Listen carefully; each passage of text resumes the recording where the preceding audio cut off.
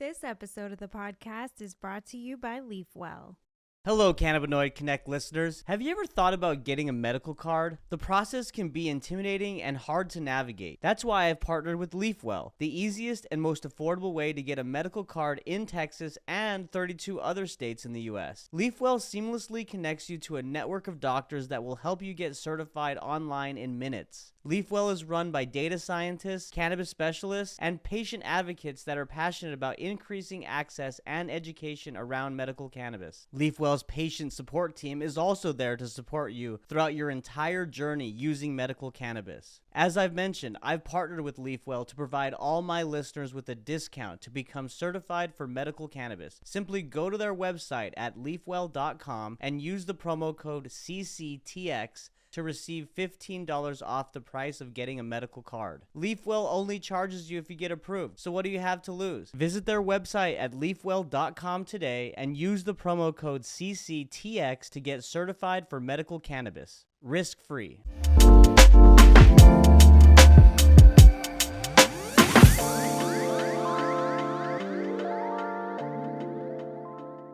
Ruby Deevoy, we made it happen. Welcome to the podcast. Thank you very much. Thank you for having me. Yeah, it's been like at least a year, I think, of kind of back and forth, maybe longer. It has, but I know that you've had a lot going on. I've had a lot going on. Life gets in the way, but we're here today, and it's great to hear from you. One of the leading cannabis and CBD reporters in UK. So, how's life across the pond, Ruby? Yeah, it's good. So I'm based in Scotland, and it's pretty grey and miserable. Stereotype, as everybody's talking about, unfortunately. But yeah, generally pretty good. Cannabis wise, pretty tough. I think everyone would say. Right. So I've heard. Tell us a little bit about that. Yeah, the cannabis laws in Ireland. So, I mean, over here in the UK, it's, it was legalized for medicinal use in 2018, supposedly. So, since then, there's been like two whole plant prescriptions on the NHS that have gone to 2 children. And there have been many others that have been prescribed for Epidiolex and Sativex, which are the 2 formulations that are owned by what is now Jazz Pharmaceuticals, GW Pharma. And then in the private sector, of course, we've got, I think it's like 90,000 private prescriptions now for cannabis, which, I would have said before, is great, hooray, but I kind of, we'll get onto this. I kind of not sure how I feel about that anymore. Yeah, so I mean, there's definitely been like a change, I think, in the UK and like how people are starting to perceive cannabis now. And there's been like this transition, which I think the CBD industry has been a large part of, just kind of normalizing the image even of the cannabis leaf and stuff like that. And, there's more and more stories we're hearing now in the media about, that are positive about cannabis, which is great because before there really wasn't anything like that. But yeah, there's a long way to go, but I think there's a long way to go for most of the world, really. Sure. Yeah. I mean, the UK is definitely progressing, and you're going to jump into that more, but it is fascinating how, the cannabinoids themselves can really, there's so much stigma attached to them, right? Like you've got THC, which is the bad boy, I guess, right? Which is really why, at least in the US, it's under the Schedule 1 listing within the Controlled Substances Act, right? But when you talk about CBD and CBG and CBN and some of these other properties, the conversation opens a little bit, right? I mean, congratulations. I think I was following your Twitter, and your one of your achievements recently was you got a Mormon to try a CBD. A Mormon to cannabis. No, to CBD. I felt that was quite a big achievement. I feel very strongly about whenever I'm talking about CBD. So for example, I was a CBD columnist for Top Sante magazine for like a year and a half, which is like the only mainstream CBD column that there has been. And when did that start? When did that start? I think that was 2021. Okay. It ran into 2022. And they were just brilliant. So I wrote a lot for Top Sante anyway, just kind of like general well-being stuff. And so, I brought this idea to her and said, can we do this? And at first she said no. And then like 6 months later, she came back and said, oh, actually, that might be a really good revenue stream for advertising. So yeah, okay. Bring in those CBD companies. Which actually that didn't work out at all. These CBD companies don't have any money, so that didn't happen. But she kept me on anyway, and they were great because it started out as she gave me a CBD column, and like right off the bat, I was kind of like, yeah, but I'm going to talk about the whole of cannabis. So we all right with that? And she was like, yeah, okay. Wow, so that's great. Very much a cannabis column. Yeah, I was really impressed with the editor there. She's great. Like, I thought that was such a brave move because, most media are so nervous about talking about cannabis in any kind of positive light at all. Right. Especially as a regular monthly thing where they're like, hey, you can use cannabis for this, you can use cannabis for that. Isn't cannabis great for this? And suddenly, like, is this whole new light for, people who are reading this health magazine. Sure. So I mean, it's a plant, right? I mean, CBD, like we were talking about, THC is a component of that whole plant. And good on you for pushing to talk about the whole plant, because you really can't isolate and talk about one particular property. I mean, when you have the entourage effect and all these different things that we've seen scientifically play out through peer review studies and so on, so I guess one of my first questions, and this came from Twitter, and it's a good one because I'll walk through the aisles of stores and look on the shelves, and CBD is in everything today, right? And I have a podcast about cannabis and psychedelics and whatnot, and I understand the efficacy of cannabis, but I want to know where the line is drawn between the bullshit and the actual facts of CBD, because there are some people out there that will, I guess, utilize this for profit, right? And they're just kind of putting it in anything. Or we've heard the Amazon stories play out where some products contain no CBD at all, right? And they're kind of just so. What are you seeing when it comes to product development in the CBD space, and how much of it is really kind of honest and true in your eyes within at least the UK market that you're seeing? I mean, so I have tested, when I say tested, what I mean is I have a group of case studies who are people with different needs. So maybe insomnia or arthritis or menopause or whatever. And so I'm sent a lot of CBD products, a tremendous amount of CBD products. That's not a bad place to be in. Yeah. I am the CBD supplier. I've got hundreds and hundreds of bottles of CBD.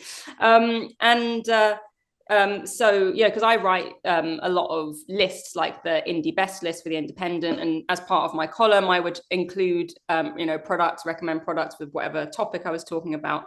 And so to be able to do that, I take it quite seriously, because I am aware that most people, although this is very much it's been treated as a well-being industry and it's being classed as a food supplement, most people who are reaching to try CBD are doing so because they are quite desperate a lot of the time. They are in pain, or they are really, really suffering with anxiety, or they can't sleep, or whatever. These people are desperately hoping that CBD is going to work for them.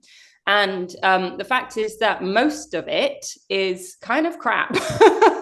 So most of what I've tested, particularly if they are CBD isolate products, are, they're okay. You might notice a bit of stress relief from them, because at the end of the day, if it has CBD in it, which now they should do, because they are having to show lab reports and stuff as part of the FSA. That's what I was going to ask. Are they required to do that? Because it sounds right now you're doing experiential kind of testing, right, where you're doing it yourself. So okay. Yeah, so they are required to provide third-party lab reports now to show what the content is, whereas that wasn't really being regulated before. But still, a lot of products are branding themselves as full spectrum or broad spectrum, whereas they're actually pretty much just CBD isolate, and there's not really anything else in there at all. And most of the time, those ones, they just don't really cut it. And they certainly don't compare to other products that are fuller spectrum, because obviously they couldn't be full spectrum because we can't have that high level of THC unless on prescription in this country. What's the limit? I think it's like 0.2 per container. So it's a bit of a weird one, because I guess like how much do you have in your container? Is it 50,000 bottles or is it one bottle? So like, I see. Yeah. Wow. It's similar to Texas. Texas is like that. I think it's 0.3 for medical. Yeah. Like so many of the rules and regulations just are ludicrous, really. They just don't make sense. Like I discovered recently that cannabis is like scheduled under 4 different or 5 different schedules here, depending on what it's for and what it is and what kind of formulation it is. It's just like, oh, for fuck's sake. Sorry, am I allowed to swear? No, you're definitely allowed to swear. Say whatever you want. But that's fascinating because they're actually targeting the product by formulation. So they're kind of getting ahead of it and saying, okay, well, if you want to, consume it this way, well, we're going to schedule it, that's wild. And has that been kind of in real time that they're passing that legislation, or has that been in place? I think that's been in place. Yeah, I think that's been in place for a while because Sativex and Epidiolex have been available for some time, and clearly that is, the plan was always for that to be the one that people are getting on the NHS, because those are the patented formulas. Those are the ones where money can be made by pharmaceutical companies. So, we already know that if cannabis was, fully available to everyone that needed it, the pharmaceutical industry would be losing billions, in all the different medications that people wouldn't be needing to use anymore. Right. So, the only way it's going to work is if they're allowed to patent their formulas, and you're not allowed to have this plant because it's not the same, although it, of course it is the same. It's just probably much better because it's in a pure form. But there's so much of that, like what was it that so GW Pharma, who have become Jazz Pharmaceuticals, who own these 2 formulations, they have something called orphan drug designation, which basically means that no other product that is in any way similar to their product is allowed to be available on the NHS, like within a 10-year period, basically. What? Yeah. And so like this designation is usually reserved for like formulations that have been developed for really, really, really rare illnesses, to make it like worthwhile to the pharmaceutical companies to put in the money for the research and development of these drugs. Investment. Yeah. So that, in those cases, that kind of makes sense. I can see why there would potentially be a need for that. But in this case, it doesn't fall into that, really. Sounds like a monopoly. Yeah, it does sound like a monopoly, doesn't it? Well, that's a little suspicious.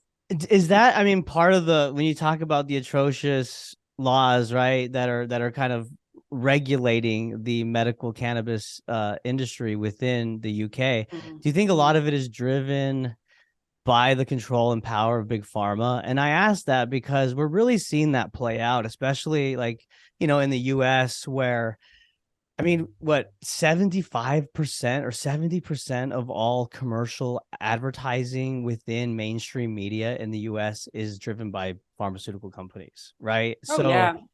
And we know that cannabis is a real threat to certain prescription medications because it alleviates so many different ailments, right? There's so many use cases for cannabis.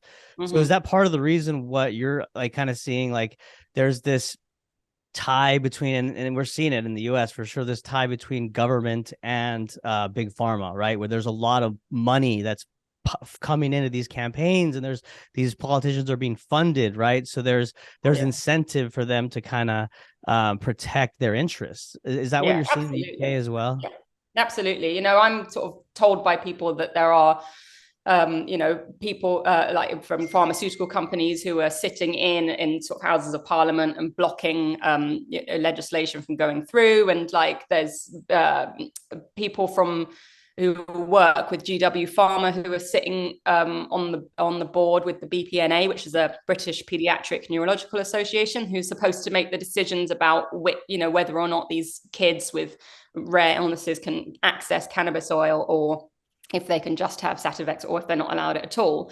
And like that's not okay. That's never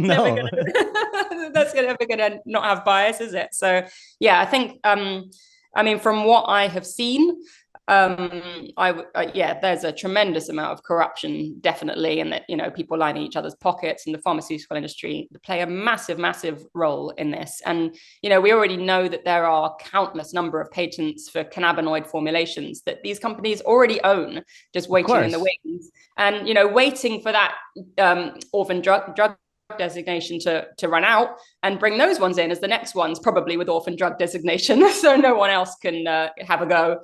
But imagine having that much money and power where you're playing both sides of the game. Like, it's really ugly. It's ugly, and it's sad, because there are so many people out there that need these, need access to these cannabinoids and this medications and these formulations. And the fact that it's disgusting. I mean, like, you talk to, the parents of these children are always great examples, because they're just in the most horrific situation. They're paying like £3,000 a month, some of them, to get this medication, which is a cannabis oil, which literally these children can't survive without. And like, there's one little boy whose mum I've spoken to a number of times, who he has been prescribed loads of off-license medications, which cannabis technically is an off-license medication, but they'll give him all these other ones, and they've said to him that to his mum that he is a candidate for brain surgery, which they know will paralyze him if he goes through with it. Yet when he is taking this cannabis oil, which they have to pay £3,000 a month for, he is living a totally normal life. He's doing taekwondo, and he's playing football, and he's at school, and he's totally healthy and fine. And without it, he's basically in a coma and can't function at all. So I mean, it's horrific, the kind of level of corruption and greed and the suffering that goes on behind it all. It's really, really dreadful. And I think, actually, having started working in the kind of psychedelics industry now as well, that's been really interesting, because I've noticed that there is a lot more acceptance of psychedelics in the media, and both by medical professionals. And obviously we've got Australia coming out now saying that they are rescheduling MDMA and psilocybin. And as far as I can see, really a key reason for that is they are much easier to synthesize and patent. We've already got synthetic psilocybin, and MDMA is synthesized, so like that's much easier for people to say, right. And they're even doing a real world evidence thing with the rescheduling in Australia. So they're saying that they're going to start, they're doing this ahead of having the phase 3 clinical trials and everything, and they're saying we're going to prescribe this, and we're going to use that as real world evidence to say it's fine, which is the argument they always say in the UK about how we can't do that with cannabis. Real world evidence isn't enough. We've got thousands and thousands of years of real world evidence, and all these children here that would die without it as evidence, and these people that can't function without it as evidence. But that's not enough for cannabis. But it is for a COVID vaccine, and it is for psychedelics. But right. You know what? I can feel your frustration, and I truly relate to it, because I actually put out a meme on social media recently, and it was a meme of Wednesday, and I don't even seen the show, but there's another girl, and they're both like in front of the school, and it's like cannabis and psychedelics. And then the caption is, psychedelics is, got admitted to Johns Hopkins University, while cannabis is stuck taking night classes at the School of Hard Knocks. It totally is that. It's so crazy, right? That like the psychedelics industry has taken this fast track, which is great. I mean, hey, I'm all for plant medicine. It's awesome, but it's just like, psychedelic experience is much more intense. I think, of course, anybody has experience with these external substances, right? Is that psychedelics really are intense if you're taking it for the first time, depending on the dosage, like the environment, the setting, who you're with.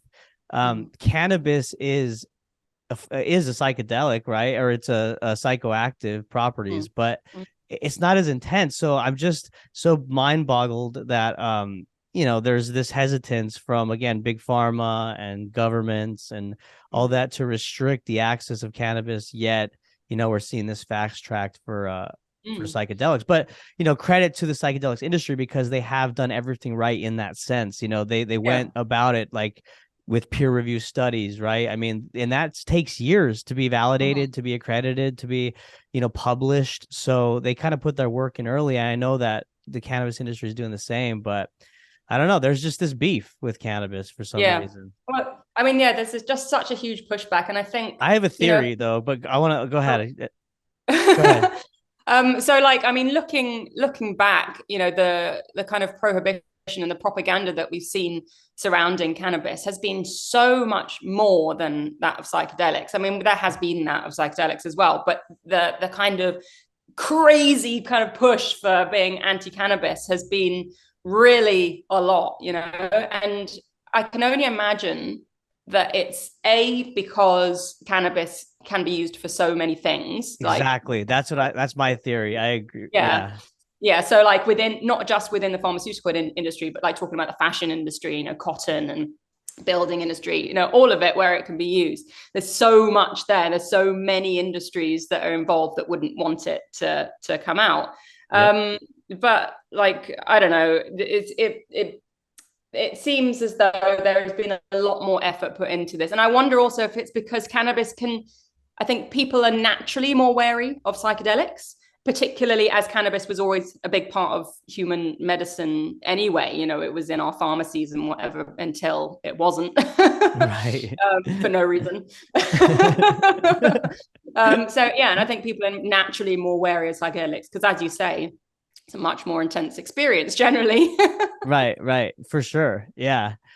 I do want to go back to one other thing on the politics side. And I just want to ask you a question. I wasn't able to read the article. I apologize. I'm going to go back to it, but it was titled, "How Did Biden Get Cannabis Right?" And that was from The Independent. So I guess it's a good opportunity because I wanted to hear it from you. Why do you think that Biden's gotten cannabis right in the US? Okay, so I had a lot of like grief about this one because obviously Biden has not got it right in the grand scheme of things. I mean, it just hasn't really been addressed besides what he said about, releasing the prisoners. Yeah. But even that, who were already not really there. There weren't really any. Right. Exactly. Yeah. So there was all a virtue signaling type thing. Yeah. Absolutely. No, I'm in total agreement with that. But the thing is that what I saw there was an opportunity to get something into the UK media that was kind of saying, right, over here in this country, we've got this going on, we've got this president saying this. What are we doing over here? Because this is completely insane. Over here, we are literally letting people die rather than let them have this, which is totally fine and available over here in America, which we perceive as a country that's very similar to our own, Right. So yeah, that, this is the thing with writing for mainstream media. There is some, you have to be provocative. Well, yeah, and to be able to get things into the mainstream media, you have to hook it to things. You have to write with a certain tone, and like you can get across what you want to say and talk about what you want to talk about, providing that you do it in the way that publication would want you to do it and would want to print it. Right. So that was like, it was an opportunity to kind of raise awareness really more than anything. And of course, we don't, journalists don't get to choose the titles. So there's that too. That's true. No, I totally get it. I get it. No, it was provocative, and that's why, hey, it worked. We're talking about it, and you got to clarify. And if I were in that same position, I'd do the same thing. I would do anything I can to get the attention of my, nation's officials to really start talking about this. It's such a stupid missed opportunity at this point. Like, come on, That's the thing. Like, is it a missed opportunity? Like, I feel like, I mean, I think it's a very deliberately missed opportunity because it's impossible that the powers that be don't know like how incredible hemp would be for this planet, and if we change all our building materials to hemp, and if we planted loads of crops, what that would do for our environment, and let alone all the medical side of it. I like to think that, but also I'm like, okay, there's so many other variables. I'm like, well, maybe it is that they're evil and they just don't want it because they want to protect industry, right? Maybe it's such a topic that's been debated and talked about so long and has such a stigma where, hey, there is education and some stuff that's combating that, right? But if you're set in your ways as a congressman or a senator, right, that's been there for 20 plus years, like, and there's so many other issues going on, it's kind of like it just gets kind of like flown by, right? They kind of just don't put any attention to it until the attention's raised. And then third could be like they just don't know and don't care. I don't know. There's like an apathy where it's just like, no, I'm not with it, Either way, it's sad because there's just so much, like you were talking about, I've said this before too, especially in the US, we live in such ally kind of centric mindset, right? You want to ally for certain groups, which is great, right? And for certain causes. But when you think about cannabis and its potential and what it could do, like you were saying earlier, all the different industries it can serve and the environmental benefits that it provides, right? It's like, hey, if you're about climate change, then you should probably be an advocate for cannabis and hemp because you grow a lot of hemp, takes in a lot of CO2 emissions. It, enriches the soil that it's planted in. There's a lot of benefits, right? It just seems crazy that's like, why is this not at the forefront of all of our kind of environmental talks and things? It's bizarre. I don't buy that they don't know because and if they don't know, like there's enough people talking about it and kind of saying, hey, this plant's amazing, look at this, and there is enough evidence and information, studies out there for them to kind of go, everyone's talking about this, maybe I should research it for a second. Yeah, actually it's pretty good. It's that donor money, it's that contribution money from the private sector going into the public sector, and it needs to stop because it's too much of a conflict of interest. We're seeing it play out in so many different industries, pharmaceuticals and our food and beverage. I mean, across the board, right? And it's just not serving the American people or the global people as a whole, right? I mean, because we're seeing it play out in Europe as well. And this is the thing, like you're talking about the private sector and everything. This is what I was saying earlier. So a lot of my work has talked about people who are getting their private prescriptions and raising awareness of this, how people, if you need a cannabis prescription in this country, you can go and get it really easily if you can afford it. You can go and get a private prescription. It's there, it's available. And, I've been trying to push kind of, campaigning for access on the NHS so people can get it for free as well. But, at the end of the day, like a lot of the kind of, really long-term cannabis users and, the cannabis community and, people from the legacy market and everything, they feel very strongly that the private sector is a very, very negative thing. And like, I kind of am really agreeing with that more and more these days and kind of looking at it and thinking, actually, by talking about the private industry and selling that as a kind of good thing, it's taking away from the kind of freedom to access this plant, and it's kind of pushing it even more into being a money-making monopoly. And it's so difficult because at the moment that is the only way that people can get it legally in this country, and for so many people that is so important to have that little piece of paper that just says you're allowed to use this right now, while it's technically illegal, which is massive, but at the same time it is hugely damaging. So to people that can't afford it, or that, what are we perpetuating here by saying you can only have it if you can go and pay this extortionate price for it? It's a difficult one. It is a really, and what's the alternative? I mean, cannabis clubs, maybe. A lot of people talk about cannabis social clubs being the way forward.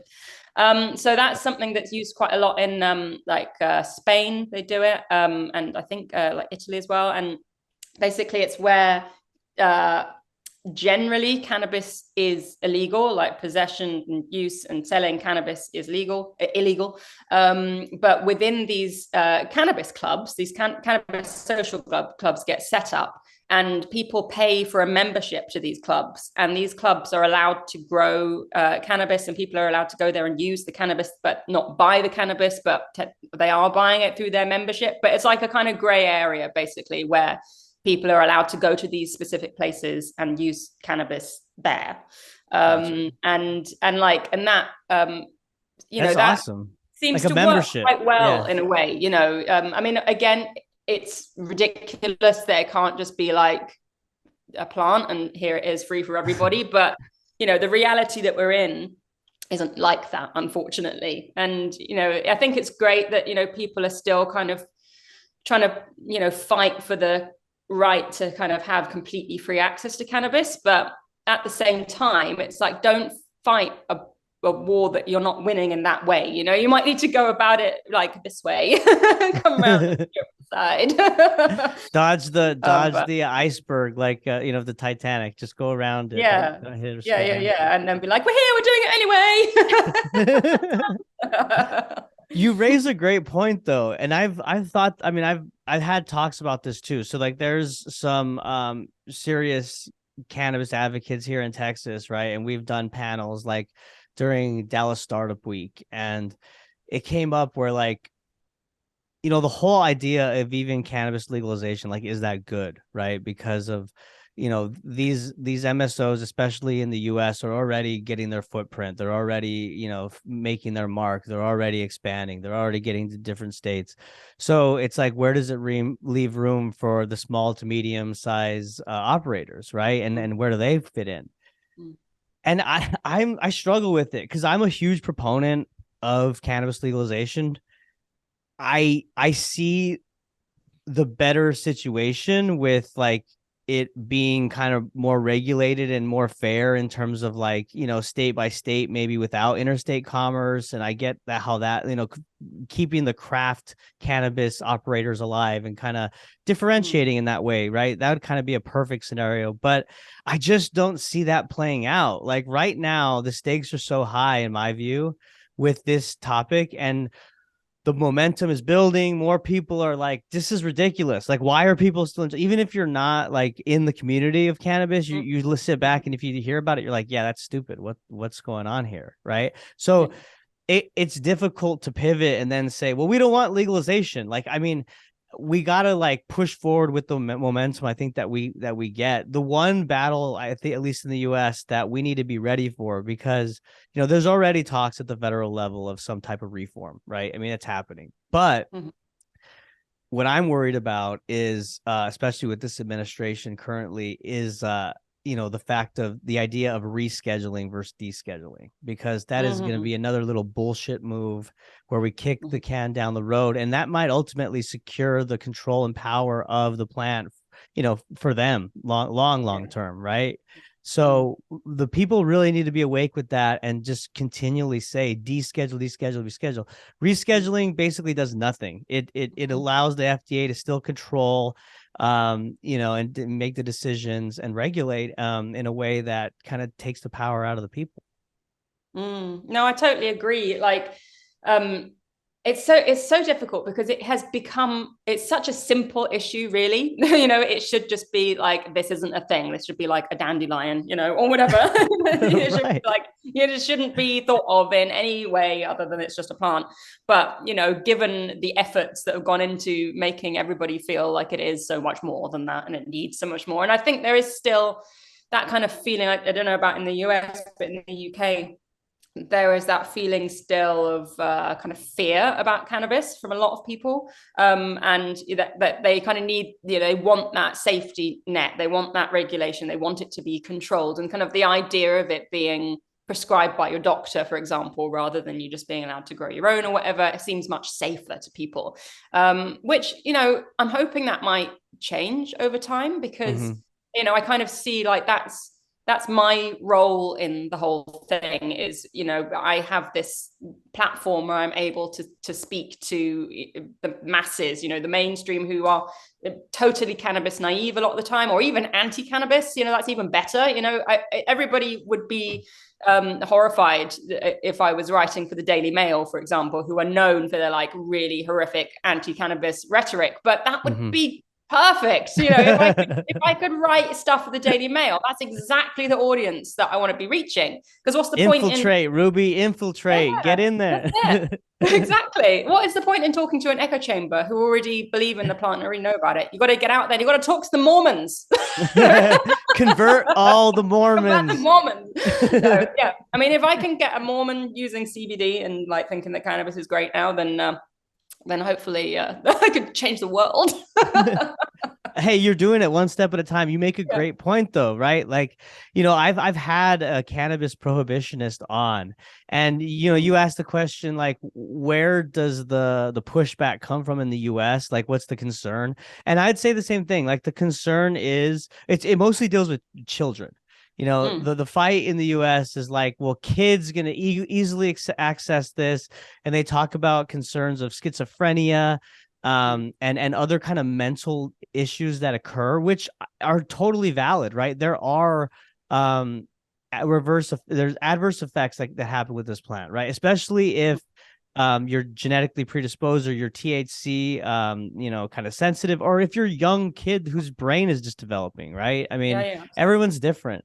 So in that case, I understand it, but there's one small group, because there's 92% of the population is for, some type of reform, whether it be medical or recreation. So that's combined. But the 8% really just lean on the argument of children's safety and mental disorders. But my point is, I had a woman on from that group, and her understanding of the history of cannabis wasn't there, right? I mean, she pointed right away, well, it's racist, right? It's, if I say it's the history, like, and I said, well, they targeted people of color in this country, right? And they, with their reefer madness and anti-cannabis campaign. And, when you ask the science for her, no, she's heard of the endocannabinoid system, right? She knows that stuff, but she doesn't really, I think, understand it. I think I might be giving her the benefit of the doubt too, because I can't really remember. But it's just kind of an ignorance to really the overall understanding of the plant, and we'll get there with your help. I mean, as you say, the thing is that there are potentially adverse effects from using this plant, and there are lots of people that use cannabis perhaps not in the most healthy way. Like, cannabis abuse is totally real. There are people who have a problem with cannabis, or who are not, very whole, complete, happy people who use a lot of cannabis and then are not very nice to people that, they live with, or whatever. That happens. And, a lot of people, I think, who are very anti-cannabis have seen this firsthand. They've had a really negative experience with cannabis. They've watched a loved one use it in a way that was really detrimental to them and everybody that was around them. That, that is valid. And I think it's really important to say that totally can happen, and that, we're not saying that everyone should use cannabis and as much cannabis as possible, and isn't it great and there's no danger and it's totally safe for everyone, because that's just not the case. Right. But then, you can't say just because this, some people have a really bad problem with it means that this person over here who will die if they don't get it shouldn't be allowed to have it. So, but I think a lot of these people that are really anti-cannabis, they need to have those fears properly address and say that's valid, that's real, that experience you've had is real, and that can happen. However, that happens to this proportion of people, that happens because of this. And then you, as you say, you can explain the predisposition to schizophrenia, or you can explain, well, if it was totally legal, then actually the harms are massively reduced, because, children are far more likely to be able to go out and get it when it's illegal than if it was being sold in a shop. It's much easier to go out and buy weed than it is to get alcohol. I was going to say the same exact thing in high school. And I would believe that hasn't changed. I mean, you have to go into a store with an ID to get alcohol, right? Or you have to talk an adult in there to go buy it for you. Whereas there's just kids at school. Yeah. Or steal it from parents, right? Yeah. And, and you could say the same argument because, like, there's a lot of also like the anti-cannabis, they'll run stories about like kids getting into edibles, right? And first off, like shitty on the parents, right? Like lock up your gummies and shit. Like don't leave them out.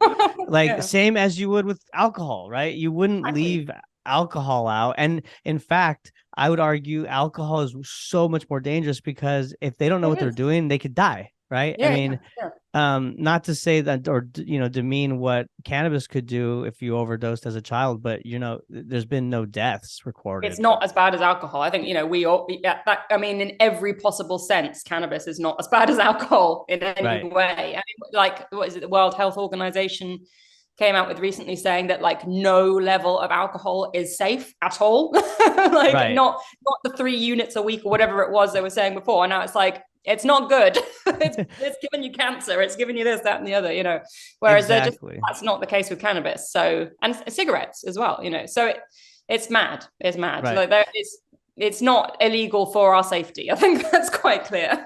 Exactly. Yeah. And I mean, just to round up that point is like, it's on the parents to really make sure that you're not leaving all those, things out for your kids to get a hold of. I mean, that's it's kind of 101. I don't know. Yeah, exactly. Yeah. Well, Ruby, as we wrap up, I want to ask you what stories are you working on? Like, what are you looking forward to? We're 2 months into the new year now, 2023. Like you're talking about more about psychedelics as well. So what are you working on? So I've started working quite a lot more on psychedelics. So I just went to the Psychedelics as Medicine conference in Iceland, which was really, really good. And so I've been working quite a bit on that kind of subject as well. I kind of like at the end of last year, I was feeling really kind of disheartened by the whole cannabis industry. And I was kind of feeling like there was so much kind of corruption going on, and it felt kind of like, what is the point? Like, am I actually getting anywhere with doing any of this? And like I get a lot of support, like way more support than negativity from within the community. But then I also get, a fair bit of shit from people as well, who are kind of like saying, who are you? Like, how are you an expert? I've been smoking cannabis for 30 years and you've been studying it for 3. Like, who are you to talk to us about this? Ignore those people. Ignore those people. Ignore them. They're just trying to get you off the path, and you're on the path. So those are distractions. Those are just little landmines that come your way, and don't just ignore it. Brush it off. Yeah. But I feel like last year I spent a lot of time, like a lot of my articles were quite angry and like they were kind of pointing out the corruption a lot of the time. This is in like mainstream stuff as well, kind of pointing out the corruption, pointing out the kind of the horrors behind the fact that people aren't accessing cannabis. And this year, after having had a psilocybin trip, I have to say, this has come to me now, that I feel like I would like this year to be more focused on kind of spreading the positivity of it, kind of going at it with a more kind of loving angle. And like I've written loads about the benefits and stuff as well, but I think I'd like to put more focus on how this is helping people rather than the focus on how people are suffering without it. And that's a great point. And like, because I think that people enjoy reading terrible stories about the horrific things that are happening to people, but then they kind of read it and they get their little fix of horror. Oh God, it's terrible. And then they forget about it because it's too awful. Whereas if you kind of focus more on these wonderful, amazing, positive things that are happening and the way that this can benefit you directly as well. And kind of, looking more at kind of the, spreading the kind of beauty and the love around it and kind of showing how that can benefit all of us and do more on that.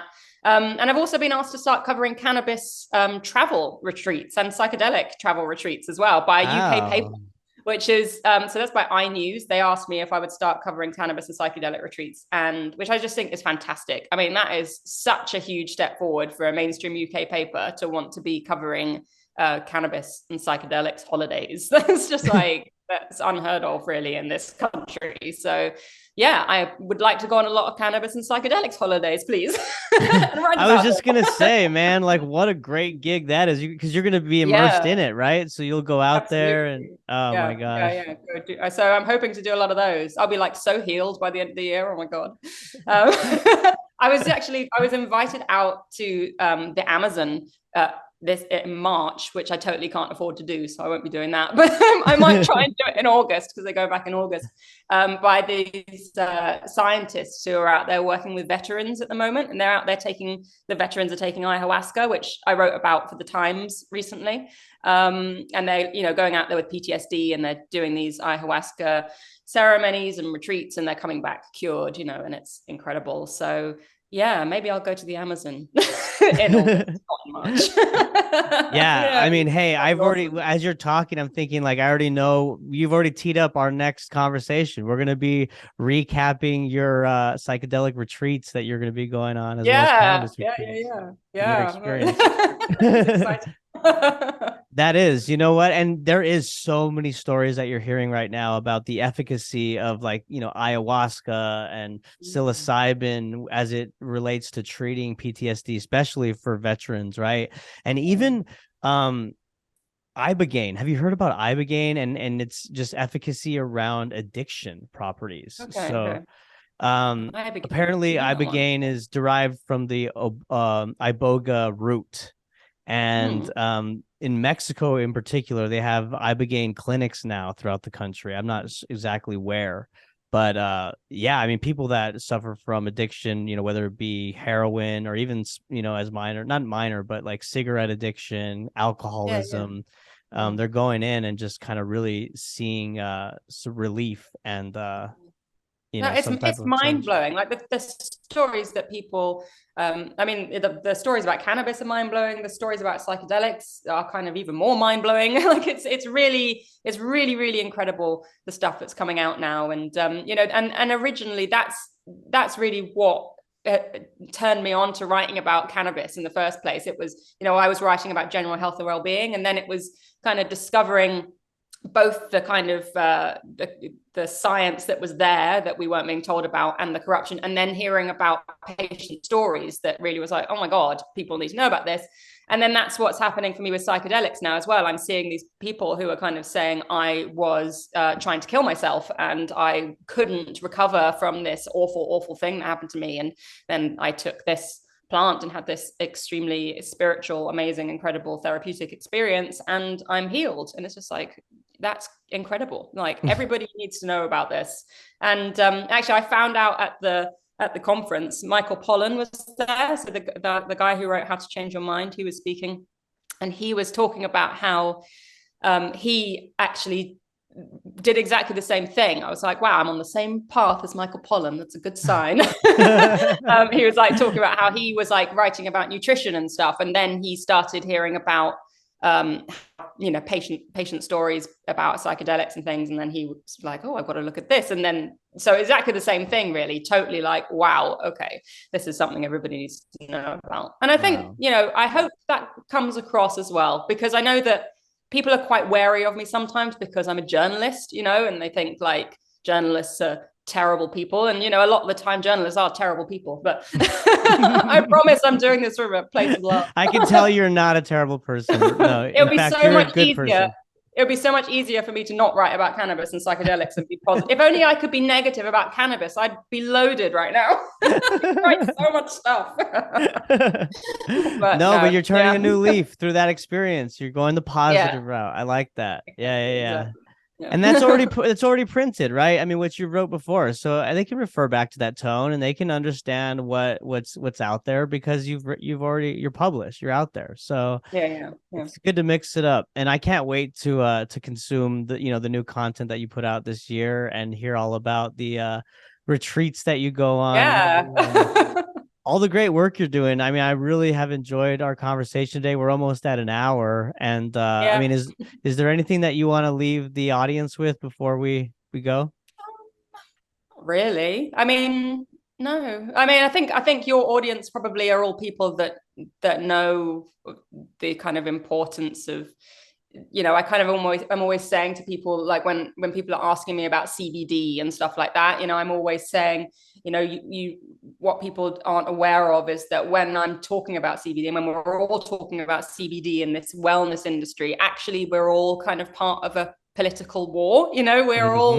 We should all be aware that we are pushing for and fighting for something much bigger than a wellness supplement. This is about freedoms and totally rewriting history and changing a narrative that has been kind of ingrained in us for 100 years. And I think that it's really important to remember that at all times. But I'm sure your listeners do know that, so hey, well, maybe and hopefully there's new listeners that come in each week and they hear that message, because it was beautifully put. I couldn't agree more.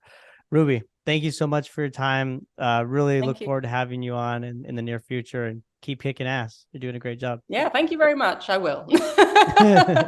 All right, and thank you all for listening. Bye.